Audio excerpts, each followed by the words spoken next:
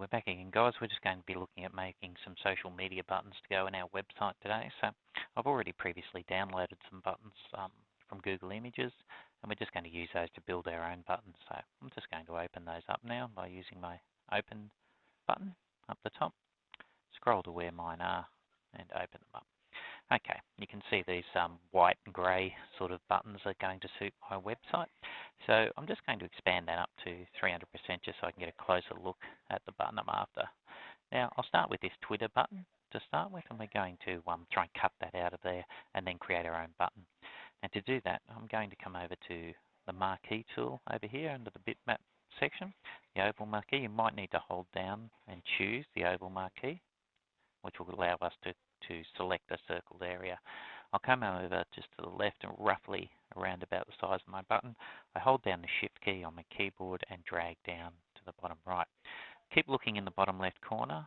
The one I'm after something that just sits inside that button, so I'm not trying to cut too close to the edge. So I'm going to go with 58 by 58. You can see that in the bottom left corner. I let go of my mouse button and I'll just move that selected area just using my arrow keys on my keyboard just so it's right where I want it, so it's just inside of that that button. I actually think it's a little bit too big, so I might go with 57. Whoops, 57 by 57, and then I might just, that looks a bit better, and just inside. Might even take it a little bit tinier, see if we can get 56 by 56. And just so I'm not getting too close to the edge, that's better. Now I can select that button. I'm a bit happy with that, making sure I'm cutting out that edge so I don't get a ragged edge.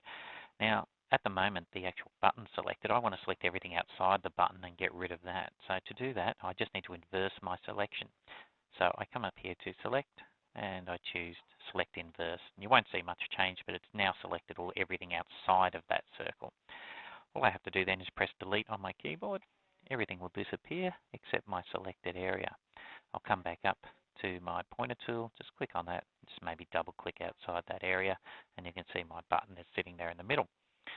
Okay, that's fine, but that's got a bit of a ragged edge, and if I use that as it is, it's going to look a bit ordinary. So I'm just going to fix this up a little bit. And I want to create a little bit of a padding around my button as well. So I'm going to create a new canvas by pressing the new button. Now we know it was 56 by 56, our other button. Now I want to give myself about 5 pixels of padding around the outside, plus another couple of pixels just around the outside. So to smooth my edges out. So I'm going to make 65. Actually, 5 pixels on either side will give me 10, so I'm going to make a 70 by 70 canvas with the transparency in the background. It's just the way I want it. So there's my 70 by 70 transparency. I'm going to bang that up to 300% just so I can see it easier. So there's my canvas I'm going to work with. Now what I'm going to do now is create a circle, just a white circle that's slightly bigger than our original button. That's just going to sit underneath our button. So to do that, I come over to the ellipse tool. You might have to again hold down your mouse on that button to choose the ellipse tool. Again, I'm going to hold down my Shift key as I drag from left to right, and keep an eye on that bottom left corner. Now remember, I want it to be slightly bigger than the 56 that I made, so I might make it 58. So yeah, I might make it 2 pixels actually either side. Let's make it 60. So we'll make it 60. Going to let go of that. I'm just going to use my mouse keys to center that in the middle of my canvas, and that's pretty good there. Fantastic. Just going to click my pointer tool and select away, so I've just got my white button there.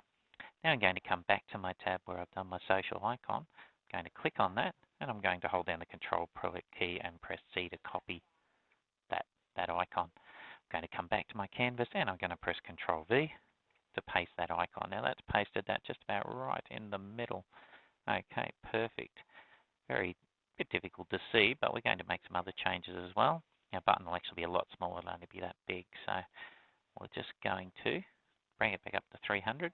What I'm going to do is drag across the whole lot of that just to select everything, and I'm going to drop the transparency back on mine. So I'm coming down here to my transparency bottom in the properties panel and just drop that back to, let's say, 45. because if you remember, we've used a fair bit of transparency on the bottom and edge, and this social media button is going to go in my footer. So I want that transparency to sort of match in a little bit. Okay, that looks pretty cool. I'm going to export that now as my button. So I come up to File and Export Wizard. Remember, we press through the first 3 screens.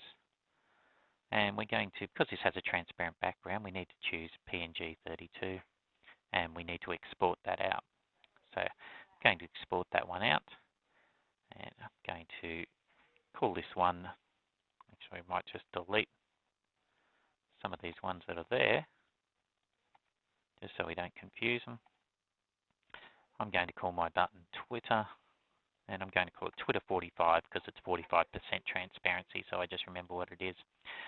Now, I also want a hover state for my button, so I'm going to change the transparency and create another file. So this time I'm going to bang it up to 70%.